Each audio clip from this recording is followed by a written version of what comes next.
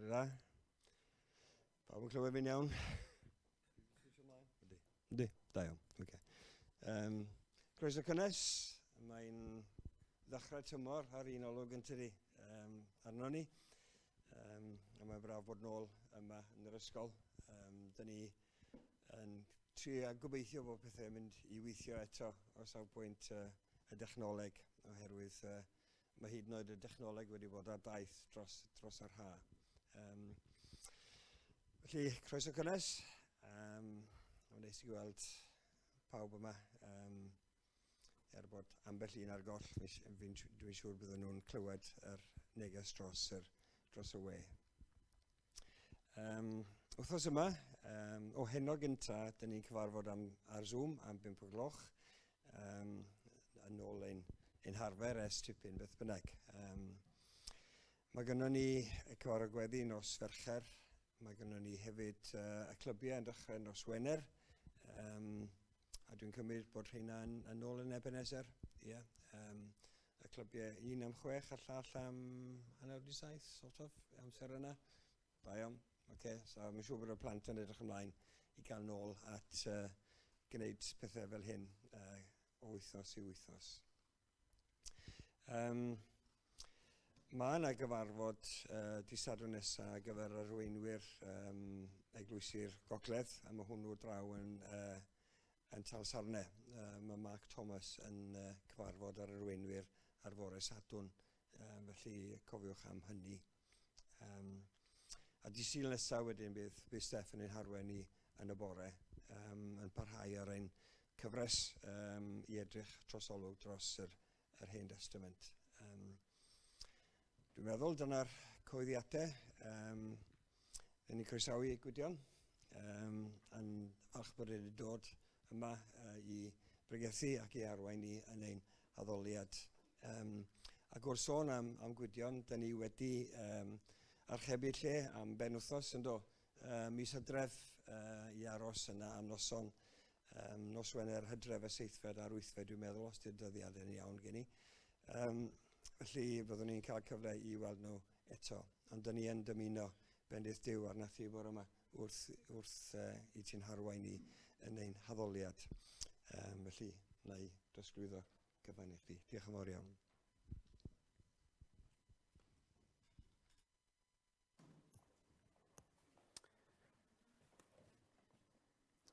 Wel, diolch am y croeso, a mae'n hyfryd bod gyda chi. Byddwn ni byth wedi ffeindio'r lle heb y satnaf rhai cyfaddau, a bron i fi droi mewn at y Jehovah's Witness a meddwl na dim fanna i ni fod. So mae'n hyfryd bod gyda chi a gweld eich gwynebau chi. A fi'n meddwl bod fi'n nabod bron pawb yma. A mae'n hyfryd gweld eich gwynebau chi y bore yma. A cyn i ni ddechrau'r oedfa, yn lle bod fi'n siarad, gai ddarllen rhai adnodau geiriau Duw. Salm 117. Dyma un o'r salmau byddai Iesu Grist wedi canu yn y swper olaf, yr salmau Halel, 113, 118.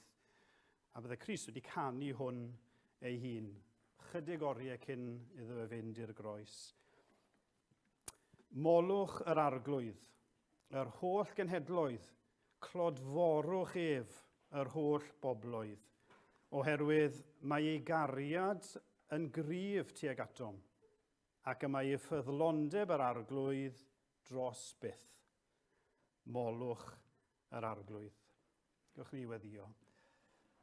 Arglwydd i ni am dyfoli di, i ni am ddyrchafu enw Iesu Grist, cynorthwya ni trwy yr ysbryd glân, i dyfoli di, gorau gallwn ni, wrth i ni wrando, wrth i ni weddio, wrth i ni ganu, yn bydd y cyfan o arglwydd yn felys i ti, yn glod i ti, yn dad, mab ac ysbryd glân. Cynorthwya ni yn ein gwendid. Preswyliad y hun yma nawr, dere ato ni arglwydd, mewn grym, fel y bydd Crist yn cael y lle y mae e'n ei ddilyngu. Arglwydd trigar ha wrtho ni, am bod ni'n gofyn y cyfan yn ostyngedig ac eto yn hyderus, am bod ni'n gofyn y cyfan yn enw Iesu Grist. Amen. Wel, nhw'n ni ganu gyda'n gilydd, mawl i'r arglwydd, Emyn gyntaf, Iesu yw'r ior, Iesu yw'r brenin, yr arglwydd, y gri sy'n atsain drwy'r cread, ac mae'n sôn amdano fe yn creu, yn cynnal, mae'n sôn amdano fe yn dod o'r bedd yn ogweneddus, a hefyd ei ail ddyfodiad Ryw ddydd byddwn ni'n gweld Iesu Grist wyneb yn wyneb. Byddwn ni godi i ganu yr emyn gyntaf.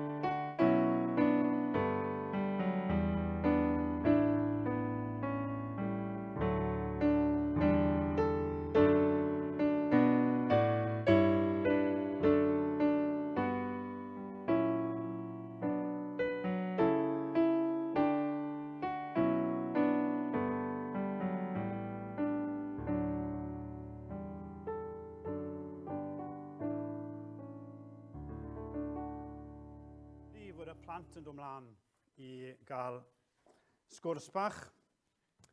Dewch chi eistedd ar y mainc yma fan hyn.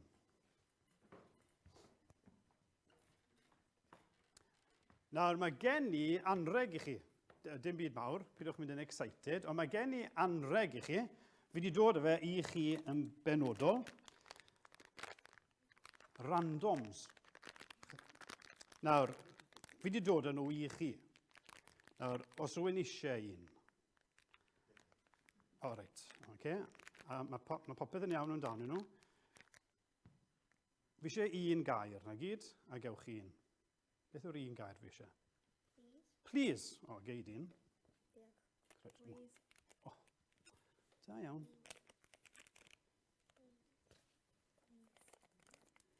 Gallwch chi fita fe nawr os chi moyn.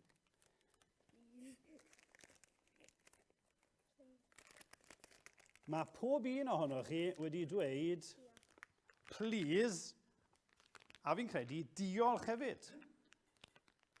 Nawr, os bydden ni hefo'r losin yma, a bod fi jyst yn dal e fan hyn, a bod un ohonoch chi yn dod ac yn grabo y losin, y da, ac yn mynd â fe, bydde hwnna'n iawn?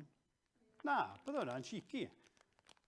Dim hawl efo chi, achos rhai fi un nhw, a sim hawl da chi jyst mynd â nhw, ond nes i ddweud, fi wedi dod â anreg i chi, a fi eisiau chi gymryd un. Ond, o'n i yn disgwyl i chi ddweud un gair.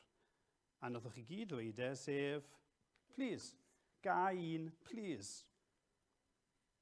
Ac ar ôl i chi dderbyn, chwarae teg i chi, nathwch chi gyd ddweud diolch. Oedd angen i chi ddweud diolch. Wel, fi'n meddwl oedd yn iawn, achos fi sydd wedi talu am rhain.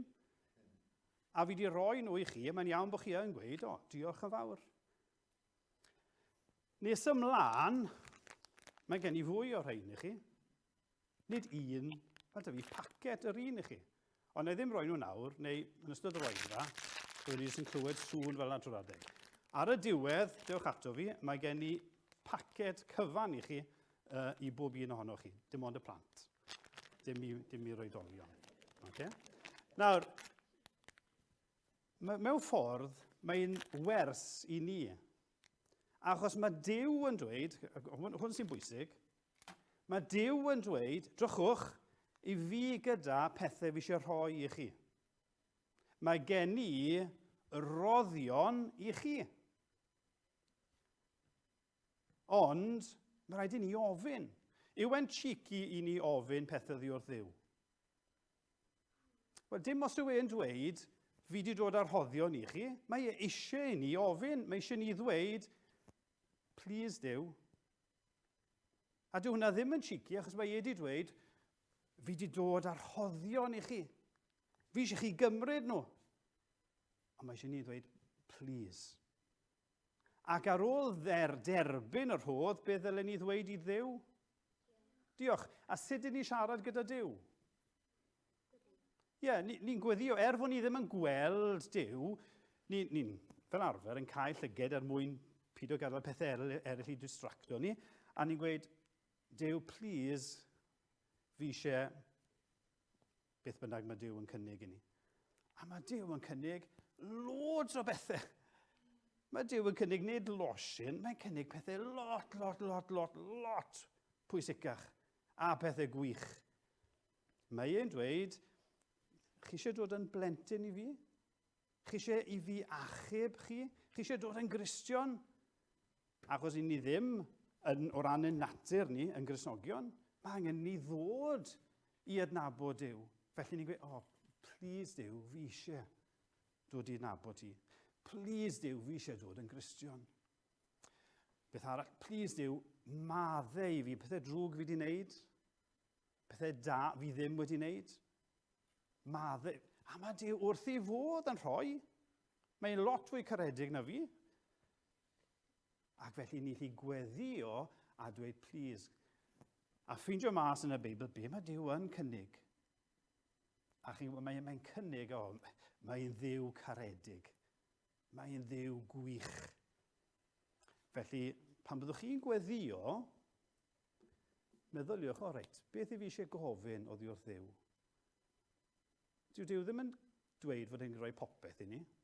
Os newch chi weddio, os newch chi ofyn i hyd yn oed i dad a mam, gallai i gael hwn. Weithiau maen nhw'n dweud na, achos maen nhw'n caru chi. Achos mae'r pethau yna falle'n ddrwg i chi. A mae Duw yr un peth, dyw e ddim yn rhoi just popeth, mae'n rhoi y pethau gorau, pethau da. Ond pan ych chi yn gweddio, gofnwch, please Dduw. A wedyn, pan ych chi'n derbyn, bod ni'n gweud diolch. A dylech chi wneud hwnna, a dylen ni wneud hwnna hefyd. Ar y diwedd, dewch chi weld fi. Gwedwch please, a byddai'n wrth y modd yn rhoi, a gobeithio newch chi ddweud diolch. Ond gobeithio, byddwch chi'n cofio fwy am Dduw. Gret, diolch yn fawr, cewch chi nôl i eistedd lawr. Na i weddio cyn bod ni yn canu, a wedyn na i ddod ar darlleniad. Gydwch ni weddio. O Dduw ein tad, i ni yn gofyn, please, a wneud i siarad gyda ni bore yma. A ni'n gofyn, dad, please, a wneud i fendithio bob un yma. Ac os yna rhywun heb gredu yn o ti eto, y byddi di yn achub os gweli di fod yn dda. I ni'n cyflwyno'r plant i ti nawr wrth nhw fod nôl yn yr ysgol. Ni'n gweddio Dduw, byddi ti'n gofalu'r eu golau nhw, yn helpu nhw yn yr ysgol.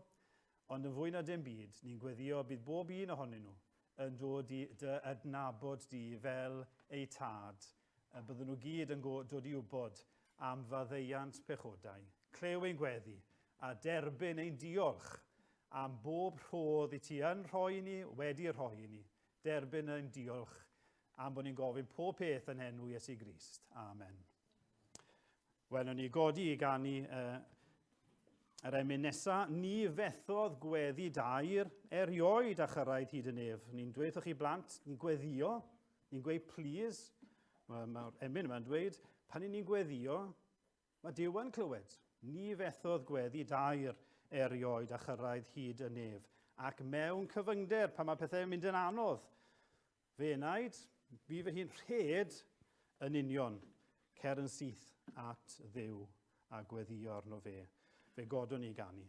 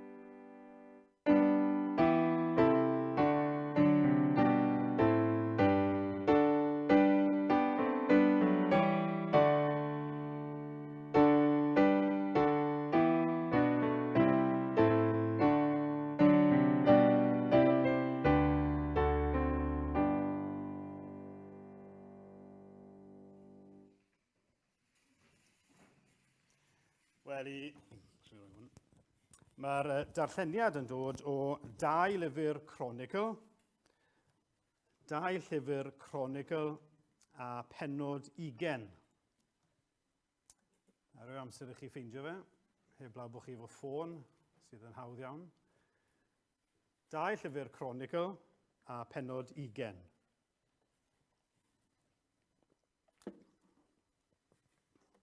Mae'n ddarlleniad eitha hir,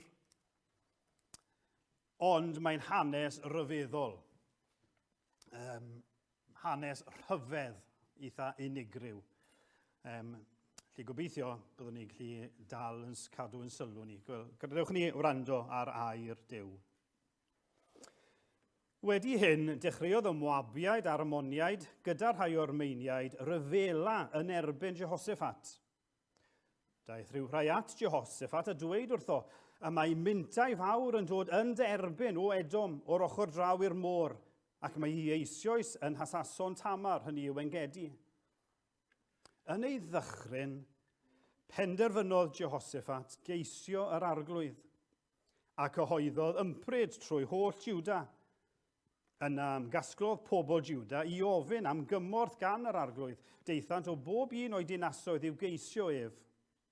Yn y cynulliad hwn o bobl Jiwda a Jerusalem yn hir arglwydd, fe safodd Jehoshaphat o flaen y cyntedd newydd a dweud, o arglwydd Dduw ein hanafiaid, onid ti sy'n Dduw yn y nefoedd, ti sy'n llywodraethu ar holl dirnasoedd y cenhedloedd, yn dy law di y mae nerth a chadernid fel na ddicho neb dy wrth sefyll. Onid ti, ein Duw, a yrais drigolion y wlad hon allan o flaen dy bobl Israel, a'i rhoi hi am byth i had Abram dy gyfaill.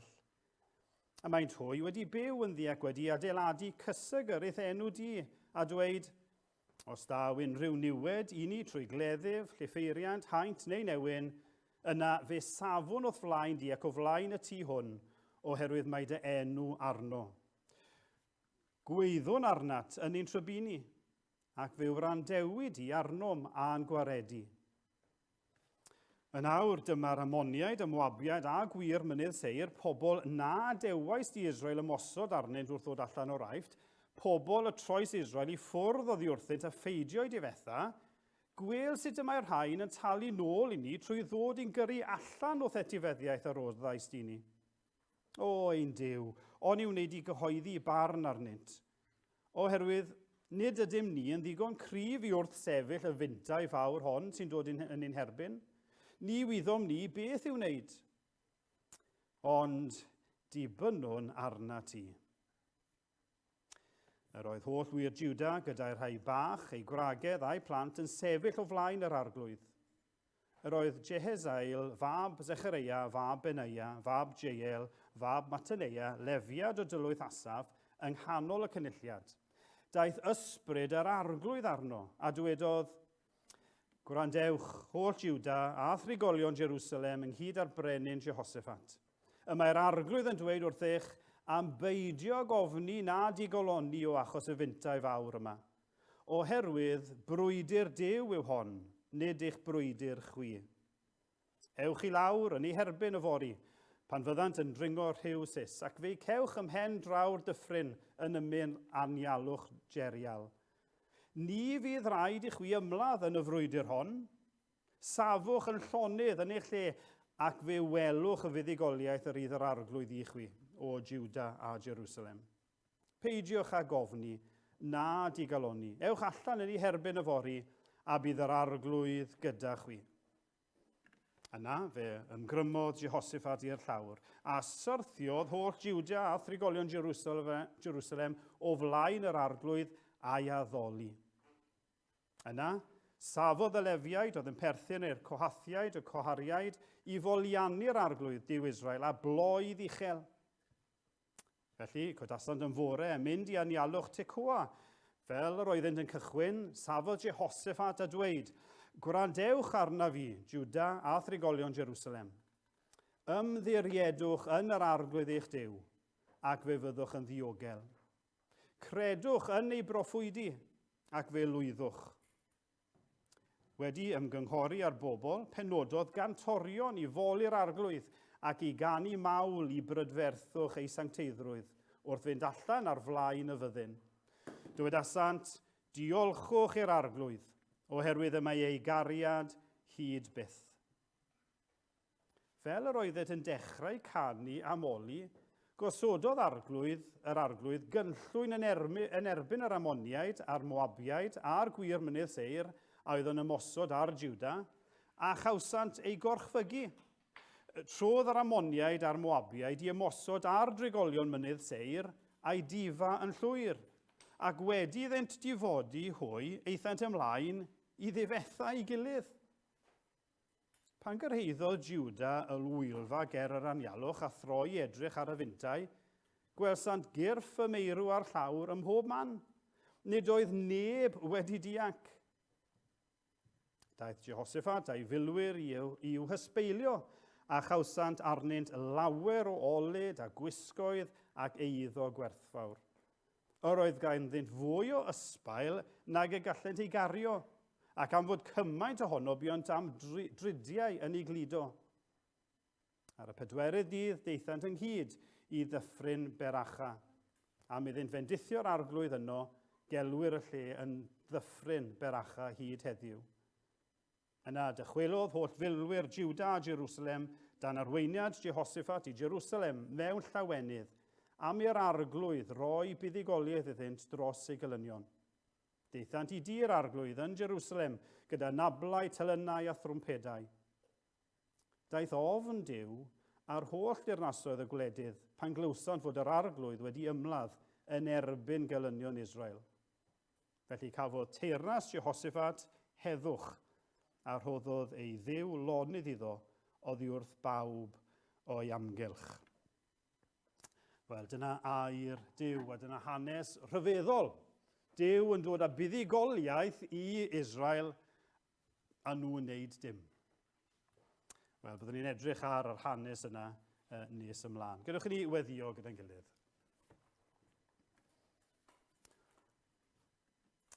Ein tad a rhwnnwyd yn y nefoedd, ni'n diolch i ti nawr bod ni'n cael y fraint y rhyfeddol yma o ddod ato ti a gweddio a siarad a ceisio ti dy hun, y Duw tragwyddol, y Duw sydd ar ei orsedd, y Duw anweledig, y Duw sydd yn rheoli pob peth a phob dim. Arglwydd, ni'n plygu o dy flaen di. I ni'n plygu mewn addoliad, i ni'n plygu gan ryfeddu pwy wyt ti. Ac yn arbennig wrth ni feddwl pwy i ni. Pwy i ni, Arglwydd, i ddod ger dy fron di. Ond i ni yn dod am bod ti yn ein gwahodd ni. I ti'n dweud ar i ni ddod a'n diolch, a'n mawl, ac ar i ni ddod a'n holl ddeisefiadau ger dy fron di. Ac i ni'n neud hynny bore yma yn llawen. I ni'n diolch am y fraint o allu dod gyda'n gilydd i dy addoli di. I ni yn dy addoli di yn dduw tad, yn dduw ein gwaredwr ar arglwydd Iesu Grist, ac yn dduw yr ysbryd glân. O Arglwydd, derbyn ein moliant tlawd. I ni'n cydnabod pa dduw sydd fel tydi. O Arglwydd, ni yn dy garu di. I ni am dy garu di yn fwy, cynorthwya ni o sgweli di fod yn dda. Gwrth ni ddod ynghyd bore yma, ni'n diolch am ein gilydd ac yn gweddio yn dy ras y bydde di'n siarad â ni bore yma. I ni'n meddwl yn arbennig am ein gwlad ni, i ni yn caru Cymru o Dduw, ac i ni'n tristau yn gweld gymaint o bobl yn troi oddi wrtho ti. I ni'n tristau o weld rhyw apathy, pobl yn ddifater am eu tynged trygwyddol. Ac felly, Arglwydd, ni'n gweddio ar ran ein gwlad ar ei ti drigarhau.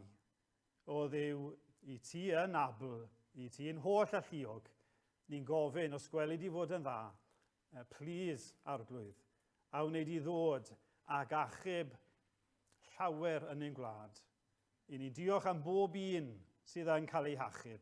I ni'n diolch fod yna rai wedi dod i gredu yn o ti yn ystod yr haf yma. Ond o Arglwydd, ni'n gweddio heddiw y bydd yna rai yn dod i gredu. Ac ni'n gweddio o Dduw os gweli di fod yn dda. Bydd yna llawer o'n gwlad ni yn dod i gredu yn o ti. Ni'n meddwl am y rhai sydd wedi clywed yr efengyl dro ar ôl tro a dal heb gredu. Arglwydd a wneud i agor eu llyged nhw i weld eu hangen. I ni'n cyflwyno gwledydd eraill i ti. Ni'n meddwl am gwledydd hynny sydd yn dioddef ar hyn o bryd. Ni'n meddwl am bobl yn Ukraine. Ni'n cyflwyno bobl yn Gogledd Corea. Ni'n cyflwyno'r Cristnogion yn Ethiopia. Yn ymwybodol o Arglwydd bod llawer o ddioddau, llawer yn cael eu camdrin. Arglwydd, ni'n gweddio ar ei ti ymyrryd yn y sefyllfaoedd yna, ar ei ti ddelio a arweinwyr gwledydd. Gna nhw yn gyfrifol, Arglwydd, gna nhw yn ymwybodol o'i cyfrifoldeb i wasanaethu eraill ac nid gwasanaethu nhw eu hunan. Ni'n cyflwyno y teulu brenhinol i ti yn eu colled nhw. Ni'n gweddio ar ei ti cysuro nhw, ac wrth i lawer yn gwlad ni teimlo ryw elfen o hiraeth. Ni'n gweddio bydd bobl yn sylweddoli meidroldeb bywyd. Y bydd bobl yn dechrau ystyried o ddyfru tragwyddoldeb, ac y bydden nhw'n troi at brenin y brenhinoedd, arglwydd yr arglwyddi. O Arglwydd, trigarha os gweli di fod yn dda. Ni'n cyflwyno i ti y plant fan hyn, a'r bobl ifanc wrth nhw fynd nôl i ysgol. Ni'n gweddio ar ei ti o Dduw ei nerthu nhw, cadw nhw, Arglwydd, rhag yr un drwg, sancteiddio nhw yn dy air. Ni'n gweddio os oes rai yn mynd i'r golegau, neu rai yn dechrau swyddi newydd. Arglwydd, ni'n gweddio ar ei ti fod yn agos iddyn nhw, bydden nhw'n dybrofi di yn gymorth ac yn gysur. Ni'n cyflwyno yr eglwys yma i ti. Ti'n gwybod angen yr eglwys, ti'n gwybod angen yr unigolion o fewn yr eglwys. Ac ni'n cyflwyno'r eglwys nawr i ti, yn gofyn ar ei ti drigarhau ac ar ei ti ddelio a bob un yn ôl ei angen a'n dwy'n ni yn nes ata ti. Clew ein gweddi ni felly, Arglwydd, defnyddia yr eglwys yma yn ystod y tymor yma i gyhoeddi'r efengyl, i gyhoeddi'r newyddion da, a trwy'r ras y byddwn nhw'n gweld ffrwyth o fewn yr eglwys a ffrwyth o ddi allan, yn gweld pobl yn dod i gredu. Clew ein gweddi, derbyn ein mawl a derbyn ein diolch eto, am bod ni'n gofyn y cyfan yn enw Iesu Grist. Amen. Wel, fe godwn ni eto i ganu clodydd anfeidrol sydd i Iesu Gwyw, fy hiwr, fy rhan fy mara bywio le, wynddo rwy'n byw, ac arno rhof ymhwys gwaredi wna, rhag distryw angau dwys. Mae'r geiriau yma ni'n canu yn ryfeddol, gai annog chi, a fi gyda chi, i wirioneddol meddwl am be ni'n canu, ac ar ni foli ein harglwydd ni, fe godwn ni i ganu.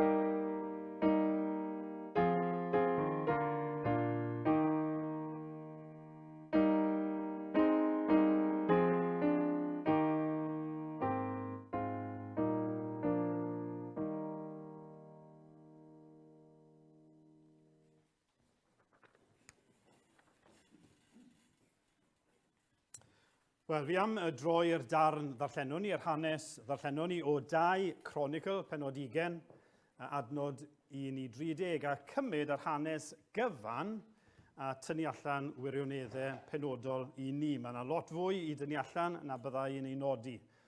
Ond mae gen i 3 pwynt, a gobeithio bydd yn help i chi gofio, mae'r 3 yn dechrau efo C. Ceisio, cysur a clodfori. Na'r 3 i ni gofio. Ceisio, cysur a clodfori. Nawr, roedd Jehoshaphat yn frenin da. Dyw yn ei ganmol e, oedd e'n ffyddlon i'r arglwydd. Hynny, fod e'n ddyn da yn dilyn yr arglwydd, mae'n profi fan hyn ac yn wynebu sefyllfa erchyll. Mae yna elynion am ei waed e. Ac am waed y genedl, mae'r gelynion yn niferus 3 llwyth cryf yn dod at ei gilydd, yn uno ei gilydd mwyn difetha pobl yr arglwydd. A mae Jehoshaphat mewn dychryn a gofn. Dwi'm yn gwybod beth i wneud. Mae'r sefyllfa yn ofnadw. Mae'n edrych yn anobeithiol. A be mae Jehoshaphat yn wneud? Yn y sefyllfa erchyll yna, be mae'n wneud? Wel, ni'n cael yn y 3ydd adnod. Yn ei ddychryn, penderfynodd Jehoshaphat geisio yr arglwydd. Felly dyma'r pwynt cyntaf, ceisio yr arglwydd. Mae e'n gweddio, ni'n gweithio chi blant i weddio, chi'n gofyn please, wel dyma ni Jehoshaphat yn dweud please. Mae e'n galw allan. Mae e mewn ofn a dychryn. Mae e'n gweiddi. Help!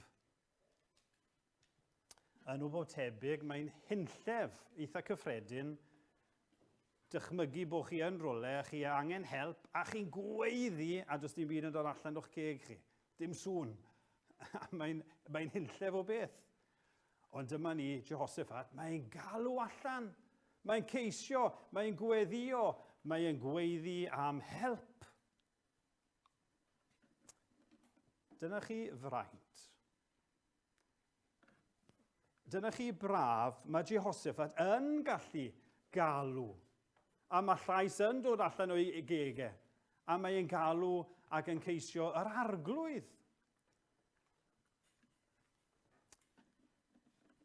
Pam? Wel, trwy ras oedd e mewn perthynas â Duw. A chi'n gwybod, mae'r un peth yn wir amdano ni. Fi ddim yn dweud dim byd newydd a dim byd syfrdanol mewn un ystyr, ond eto mae e'n syfrdanol. Pan i ni mewn sefyllfa, a ni ddim yn gwybod beth i wneud, i ni'n gallu gweddio. I ni'n gallu gofyn i'r arglwydd. I ni'n gallu troi a ceisio Duw. Nawr, dyna chi fraint, a fi'n dweud a fi'n trial pregethu fy hun. Gai annog chi wythnos yma, heddiw, wythnos yma, cyn i chi weddio, rhowch chydig o eliadau, jyst i ystyried, fi'n gweddio nawr gyda Duw. Gyda yr arglwydd. Gai annog chi hefyd i beidio bod yn araf i ddod â bob peth ger bron yr arglwydd. Peidio dal dim byd yn ôl oddi wrtho fe. Ein tad. Ac yn sicr, os ych chi mewn mynd trwy gyfnod anodd a ddim yn gwybod beth i wneud, wel, i chi geisio'r arglwydd. Mae gyda ni'r fraint yna. A dyna beth mae Jehoshaphat yn gwneud. Ond gydwch ni edrych ar ei weddi os yna rhywbeth fan hyn i ni iafel arno fe. Wel, i ddechrau, mae Jehoshaphat yn cydnabod pwy yw Duw. Mae'n cydnabod, dyw e ddim yn troi nawr at rhywun dyn doeth grymus. Na, mae'n troi at Dduw, at arglwydd. Un sydd yn sanctaidd ar wahân i bopeth. Chi'n methu cymharu a neb na dim byd. Mae e ar ei ben ei hun. Mae e'n sanctaidd. Mae e'n arglwydd. Mae e'n Dduw. Mae e'n Dduw yn y nef. Drychwch ar yr chweched adnod. O arglwydd, meddwl Jehoshaphat. O arglwydd, Duw ein hynafiaid. Onid ti sy'n Dduw yn y nefoedd? Ti sy'n llywodraethu ar holl deyrnasoedd y cenhedloedd. Yn dy law di, mae nerth a chadernid fel na ddichon neb dy wrth sefyll. Mae'n cydnabod, wel, pwy sydd fel Duw? Mae'r Duw yma'n ogoneddus, mae'r Duw yma'n holl alluog, mae'r Duw yma yn Dduw mawr. Mae'n rheoli pob peth a phob un. Hynny yw, mae'n dyrchafu Duw. Cyn dod a gofyn, mae e'n moli Duw. Mae'n atgoffa ei hun a mae'n cydnabod, wel, mae Duw yma, mae'n Dduw. Mae'n arglwydd. Ac wrth atgoffa ei hun, ac wrth gydnabod pwy yw Duw, mae siŵr bod hynny ynddo fe'i hun yn gysur i Jehoshaphat. Ie, dyma'r un fi'n gweddio arno. Yr un rhyfeddol gogoneddus yma. Mae Crist yn dweud disgyblion. Dysga ni sydd i weddio. A be mae'n dweud? Ein tad, yr hwn wyt yn y nefoedd. Sancteiddiau'r denw. Mae e'n Dduw mawr. Ond mae Jehoshaphat yn mynd yn ei flaen. A mae Jehoshaphat yn pledio ger bron Duw. Mae e'n gofyn, please, please. A mae'n gwneud hynny gyda gostyngeidrwydd. Ond mae'n gwneud hynny trwy resymu gyda Duw ar sail gair Duw. Mae'n atgoffa Duw o'r hyn mae wedi wneud i'r genedl. Mae'n atgoffa Duw o'i berthynas ag Abraham yn adnod 7. Mae'n atgoffa Duw o'i gyfamod Mae'n pledio efo Duw, a fel o'n i'n gweud wrthoch chi blant, dyw e ddim yn cheeky, achos mae Duw wedi dweud y pethau yma iddo fe. Mae'n pledio ar sail pwy yw Duw ac ar sail addewidion Duw. A trwy'r ysgrythyr, mae hyn yn digwydd yn aml. Mae Joshua yn Pennod 7 yn pledio'r Dduw ar sail addewid yr arglwydd. Mae Jeremia yn Pennod 12 a falle fwy amlwg Daniel. Mae Daniel yn y geithglyd yn Babylon a mae'n darllen llyfr Jeremia. A mae'n gweld, mae Duw yn dweud bydd e'n hachub ni o'r geithglyd yma. Ar ôl 70 mlynedd. Be mae Daniel yn neud? Mae'n mynd ar ei luniau. Adnod 3 yn Pennod 9, Daniel, mae'n dweud, yna troes at yr arglwydd yw mewn gweddi dair ac ymbil gydag ympryd a sach lian a lludw. Be mae'n neud? Mae'n pledio ar sail yr addewid mae newydd arllen. Duw, ti'n dweud fod ti'n mynd i'n achub ni. Please, achub. Mae'n pledio ar sail gair Duw. Nawr, dyma anogaeth i ni fel pobl i ddarllen y Beibl ac i ffeindio mas, beth yw addewidion Duw? O'n i'n gofyn wrthoch chi blant. Be mae Duw yn cynnig? Wel, darllenwch y Beibl i weld be mae Duw yn cynnig i bobl. Be mae e'n dweud yn ei air fi'n addo roi hyn a hyn. Ac ar sail pwy yw Duw, ac ar sail ei addewidion mae Duw am i ni bledio gyda gostyngeidrwydd priodol. Duw yn dweud yn gofynnwch am yr ysbryd glân. Na i roi e i chi. Mae Duw yn dweud gofynnwch am ddoethineb a na i roi ddoethineb i chi. Mae Duw yn dweud nesewch ato fi a na i nesau ato chi. Hynny yw, mae yna lu o addewidion ac felly ni lli mynd at Duw a tynnu ar yr addewidion yma. Mae'n dweud, dewch â'ch holl ddisgyfiadau ger fy mroni, a thangnefedd Duw sydd uwch law deall, a geidwch calonnau eich meddyliau yng Nghrist Iesu. Felly ni'n mynd a'n ofnau a'n cyflwr o ddychryn ger bron yr arglwydd, a ni'n gweud, Duw, ti'n dweud fod ti'n rhoi tangnefedd, dyro'r tangnefedd yna i fi. Ni'n pledio ar sail ei air a'i addewidion. Ond mae Jehoshaphat hefyd yn esiampl i ni yn y ffaith bod e'n rhannu y faich.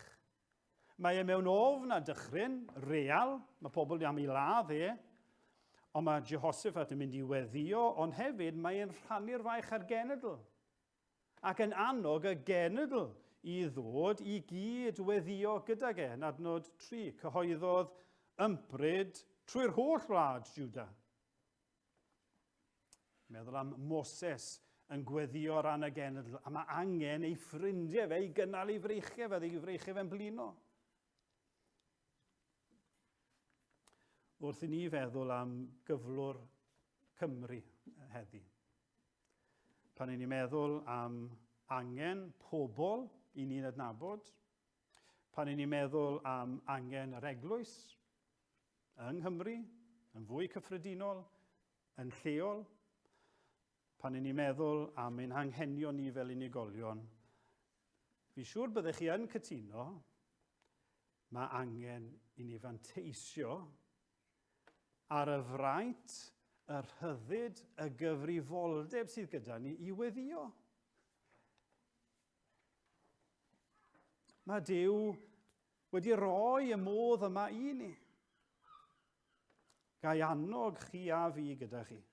Ar i ni fanteisio fwy ar y peth yma sydd gyda ni. Ni lli gweddio ar Dduw.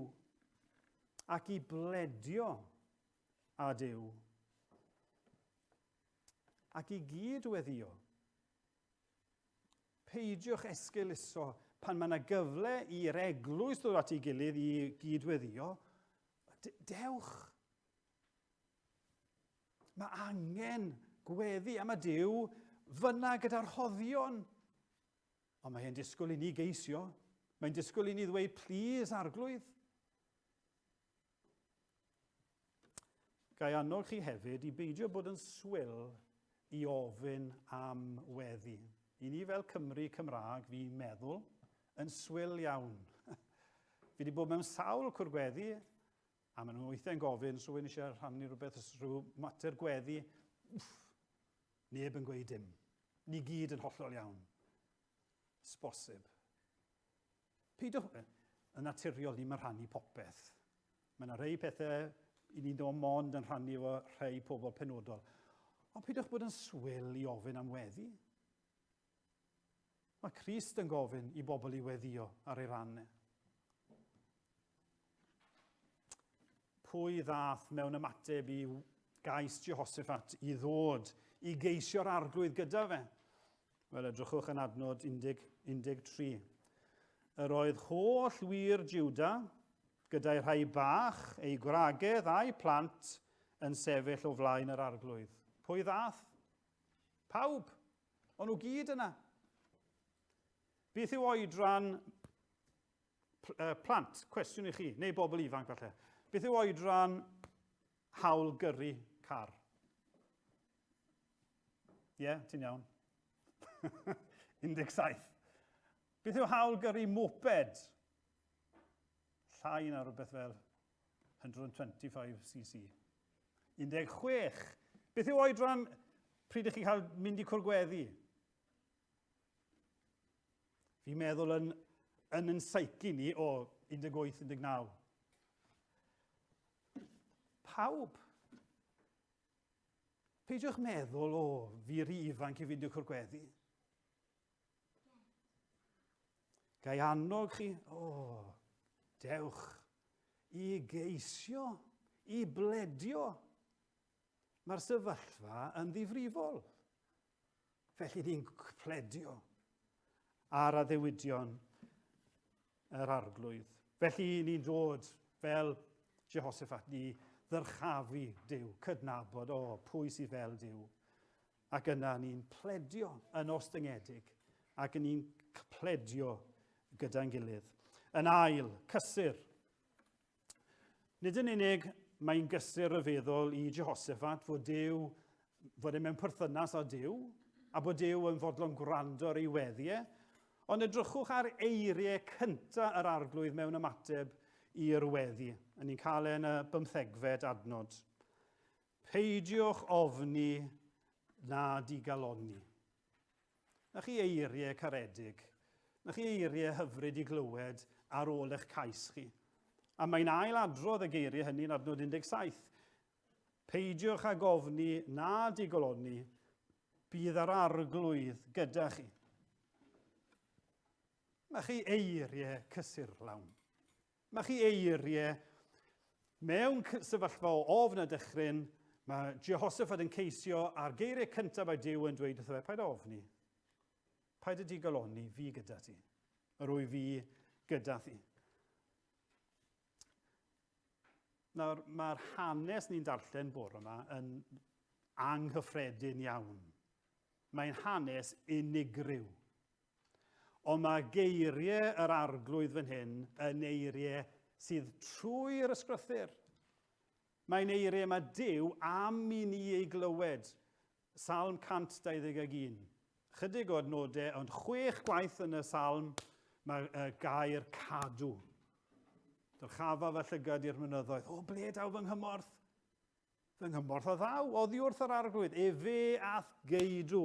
A mae'r gair cadw na'n dod 6 gwaith. Mae Duw eisiau ni gael y neges. Peidiwch ofni. Peidiwch digaloni yr wyf fi gyda chwi. Mae'n eiriau gallwn ni i gymhwyso bore yma. Falle bod chi blant, neu chi bobl ifanc, neu chi oedolion. ar hyn o bryd i chi mewn ofn a dychryn. A chi fel Jehoshaphat, fi ddim yn siŵr beth i wneud. Mae Duw yn dweud wrthoch chi bore yma, os ych chi'n Gristion, peidiwch y gofni, peidiwch y digoloni. Rwy fi gyda chi. Beth oedd ymateb Jehoshaphat i'r geiriau yma? Beth oedd ymateb y bobl? Ni'n cael yn adnod 18. Maen nhw'n disgyn mewn addoliad. Maen nhw'n disgyn mewn addoliad. Maen nhw'n profi tangnefedd. Maen nhw'n profi llawenydd yr arglwydd. Nawr, dyw'r sefyllfa ddim wedi newid. Mae'r bygythiad dal yna, mae'r gelyn dal am ei gwaed nhw. Dyw ei amgylchiadau nhw heb newid o gwbl, ond maen nhw'n gafel yn addewid yr arglwydd a maen nhw'n profi cysur. Maen nhw'n profi tangnefedd uwchlaw deall. Ac maen nhw'n disgyn mewn addoliad.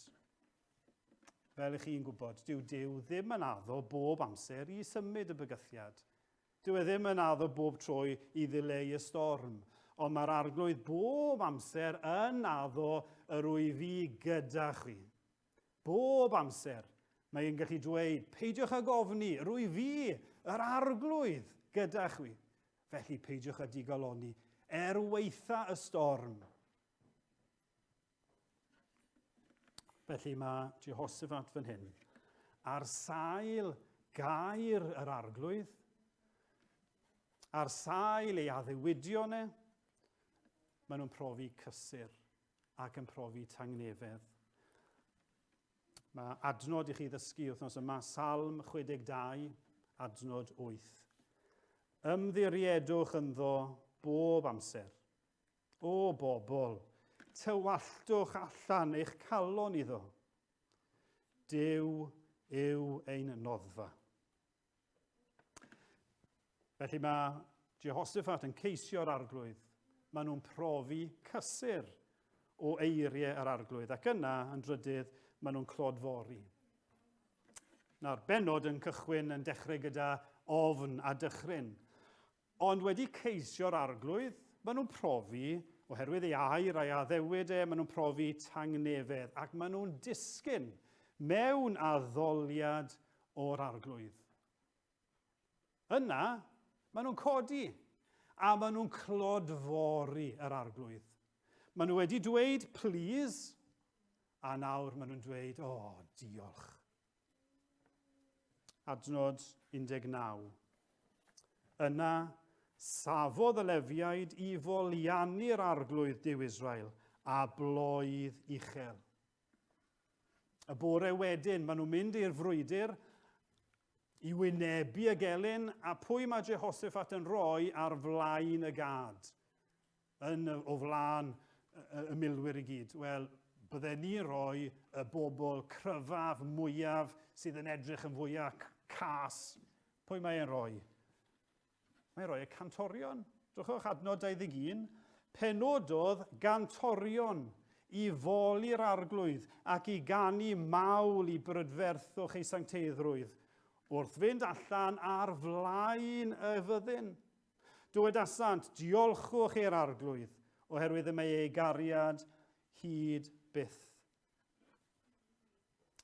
Mae y bobl, wrth ystyried geiriau yr arglwydd ei addewidion, maen nhw'n syrthio mewn addoliad. Ac yna maen nhw'n codi i glodfori Duw, i foli yr arglwydd.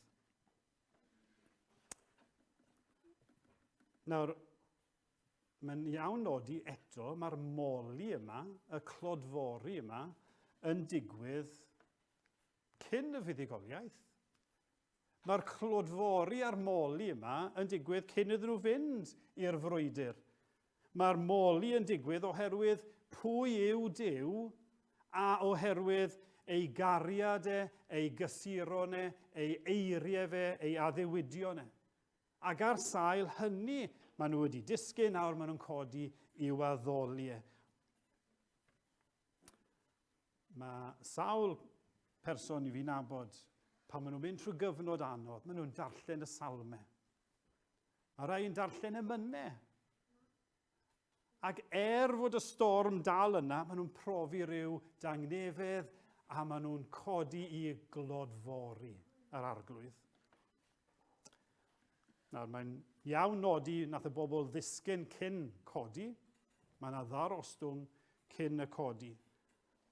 Ond mae yn ddiddorol nodi pryd nath Duw ddifetha y gelyn. Ar ba amser. Wel, edrychwch ar adnod 22. Fel yr oeddent yn dechrau canu a moli, gosododd yr arglwydd gynllwyn yn erbyn y gelyn a chawsant ei gorchfygu. Pryd ddath y fuddugoliaeth? Pan nath y bobl godi i glodfori Duw.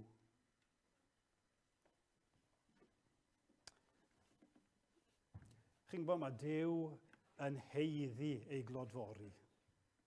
Mae yn Dduw, mae gyda fe hawl i'n mawl ni, i'n haddoliad ni. Ac wrth i chi ystyried mawredd Duw, o gogoniant yr arglwydd, pan i chi'n dechrau meddwl am ei sancteiddrwydd ei ras ei gariad ei gysuron pan chi'n dechrau meddwl be mae di'n neud, os ych chi'n Gristion bore 'ma, be mae di'n neud i chi? Pa dafod all dewi? Pwy gall beidio a clodfori Duw? Pan ych chi yn dechrau meddwl, pan ych chi'n stopio i ystyried be mae Duw di'n neud i fi? Pam i ni mor dawel i roi mawl i glodfori yr arglwydd? Nawr, fe ddath y fuddugoliaeth ryfeddol yma i Jehoshaphat, heb iddyn nhw wneud dim. Ond i gweithio chi, oedd e'n anghyffredin ac yn unigryw, nid dyma'r norm. Ond ni'n cael yn adnod 15. Brwydyr Duw yw hon, nid eich brwydyr chwi. Adnod 17. Ni fydd rhaid i chwi ymladd yn y frwydyr hon. Chi'n gallu dychmygu y peth? Maen nhw'n mynd i'r frwydyr, a chi'n dychmygu rhywun yn mynd i'r frwydyr gyda ofn, a beth sy'n mynd i ddigwydd, mae ansicrwydd, a maen nhw'n cyrraedd maes y gad, lle oedd y frwydyr, a mae pawb wedi trechu. Mae'r gelynion i gyd wedi ei difetha. Heb iddyn nhw orfod wneud dim. Meddyliwch y rhyddhad, meddyliwch y llawenydd, meddyliwch y rhyfeddod y peth. Meddyliwch am, y diolchgarwch sy'n rhaid i ni frwydro, mae'r cyfan wedi ei wneud. Sy'n rhyfedd fod y bobl ar ôl hynny hefyd wedi clodfori.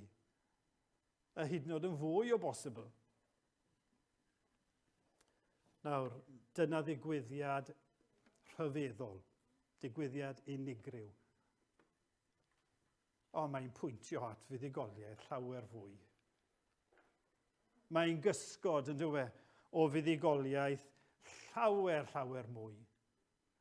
Buddugoliaeth sydd wedi ei hennill ar ein rhan ni. Buddugoliaeth yn erbyn gelyn mwy grymus na'r 3/8 yma. Gelyn brwydyr na allai neb ei wynebu na ei hennill ond yr arglwydd ei hun. Brwydyr gyda canlyniadau tragwyddol. Nid jyst rhywbeth byr, ond brwydyr a chanlyniadau tragwyddol. Brwydyr nath yr arglwydd Iesu Grist fynd ar ein rhan ni. Brwydyr yn erbyn 3/8, os chi moyn, llawer cryfach. Brwydyr yn erbyn y diafol, brwydyr yn erbyn pechod, brwydyr yn erbyn marwolaeth. A be mae Iesu Grist wedi wneud? Wel, mae wedi mynd ar ein rhan ni. Yn ymateb ni'r sefyllfa, yng ngoleuni y diafol, yng ngoleuni marwolaeth, yng ngoleuni pechod, i ni fel Jehoshaphat yn adnod 12 yn dweud, o ein Duw, nid ydym ni'n ddigon cryf i wrth sefyll y fyntau fawr hon. Ond dibynnwn arna ti. A mae Iesu Grist wedi mynd i'r frwydr o'n blaen ni. Wrth chi edrych ar fywyd Iesu Grist. Wrth i edrych ar Crist ar y groes. Pan i chi'n edrych ar y bedd gwag, pan i chi'n edrych ar ei ysgyniad beth yn ni'n gweld? Buddugoliaeth. Buddugoliaeth ar y diafol, buddugoliaeth ar bechod, buddugoliaeth ar farwolaeth. Mae Iesu Grist wedi cario'r dydd. Mae Iesu Grist yn fuddigol. Mae wedi brwydro, mae wedi ennill heb ofyn dim i fi. Heb ofyn dim i ni. Mae wedi wneud y cyfan. Dyma chi fuddugoliaeth llawer mwy. Dyma chi fuddugoliaeth fwy rhagorol, mwy rhyfeddol. Dyma chi fuddugoliaeth sy'n dod â fwy o ryddhad a fwy o lawenydd. Ac felly, dyle'r mawl fod yn fwy. Dyle'r diolch fod yn fwy. Dyle'r clodfori fod yn fwy. Gai ofyn i chi weddio wythnos yma gyda fi? Please, arglwydd. Ni'n gweithio chi blant, please, gna fi sylweddoli rhyfeddod y fuddugoliaeth yma'n fwy. Please, arglwydd, dangos i fi o'r newydd maint dy gariad di. Gofynnwch hynny.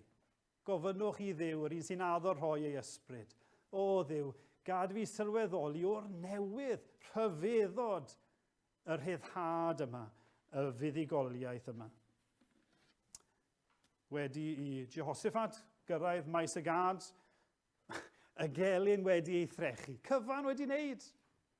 Beth oedd angen i Jehoshaphat i wneud? Wel, ni'n cael ein adnod 25.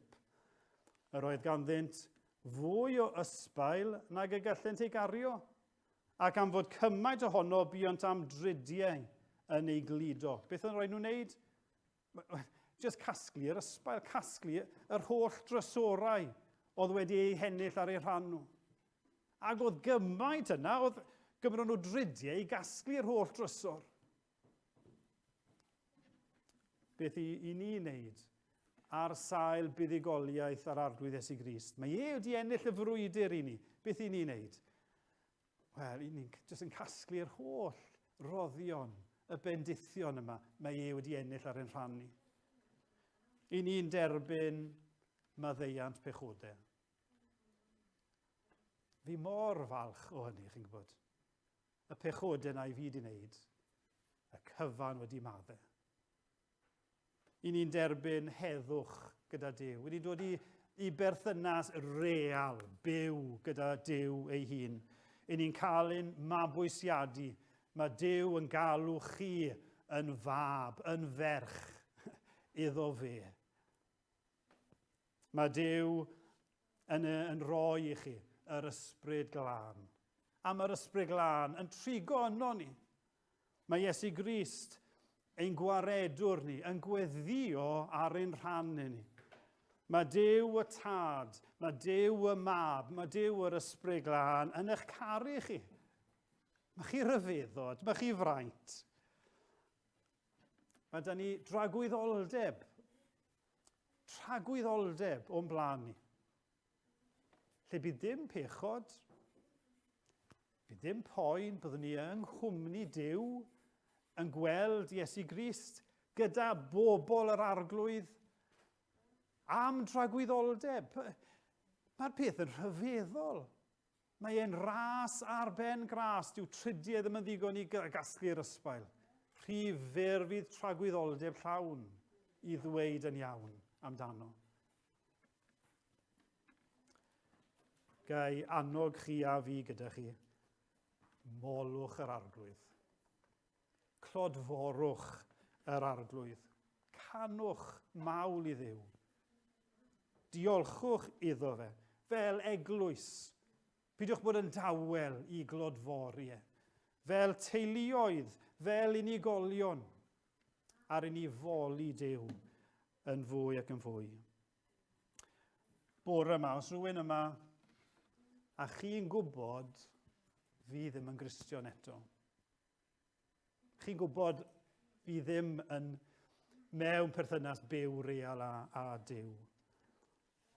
Wel, y newyddion da yw, mae Duw wedi gwneud popeth. A mae fel o'n i'n gweithio chi blant, mae dweud, drychwch, mae gen i rodd. Credwch. Dewch ato fi wedi gwneud y cyfan a fi eisiau rhoi hwn i chi. Mae wedi gwneud pob peth. Na'r unig beth eisiau ni ddeud yw, please, achub fi. Fi ddim yn heiddiau, ond mae Crist wedi gwneud y cyfan. Mae wedi ennill y fuddugoliaeth. A mae eich gwahodd chi bore yma. Dewch ata fi. Allwch chi trysto fi. Felly bore yma, gai annog chi a fi gyda chi i geisio'r arglwydd, beth bynnag yw'n sefyllfa ni, yn sicr os ych chi mewn ofn a dychryn a ddim yn gwybod beth i'n neud, ceisiwch, cewch ato fe yn syth, i ddyrchafu ei enwau ac yna i bledio, fel unigolion ac fel eglwys, ar sail a ddiwydion, ac ar un i brofi cysur yr efengil, ar un i brofi tangnefedd, hyd yn oed mewn stormydd, ac ar un i glodfori, ar un i weld o'r newydd, gymaint mae wedi wneud. Mae'r diafol yn casau gweld pobl yn clodfori Duw. A mae Duw wrth ei fodd. Mae'n rhyfeddod, yn dweud. Mae Duw yn mwynhau ni, pwy ni. Ond mae'n mwynhau ei blantau yn dyrchafu enw Crist, yn dyrchafu ei enw fe. Wel, bod i Dduw helpu ni i wneud hynny hyd yn oed heddiw ac yn ystod yr wythnos. Wel, fe orffennwn ni trwy ganu mawl i ein Duw ni, fe godwn ni ganu gyda'n gilydd, cael trefn i faddau pechod. Nid trwyddo ni, ond yn yr iawn trwy Iesu Grist. Mae iachawdwriaeth barod yn yr iawn, yn Iesu Grist. Mae'r ddeddf o dan ei choron, cyfiawnder yn gweud digon. A beth yw ymateb Duw i farwolaeth Iesu Grist i'r aberth? Wel, mae'n gweiddi bodlon yn yr iawn. Ac i ni'n dweud, diolch byth. Ac yna i ni'n llawenhau. Fe godwn ni i ganu fy'n gilydd.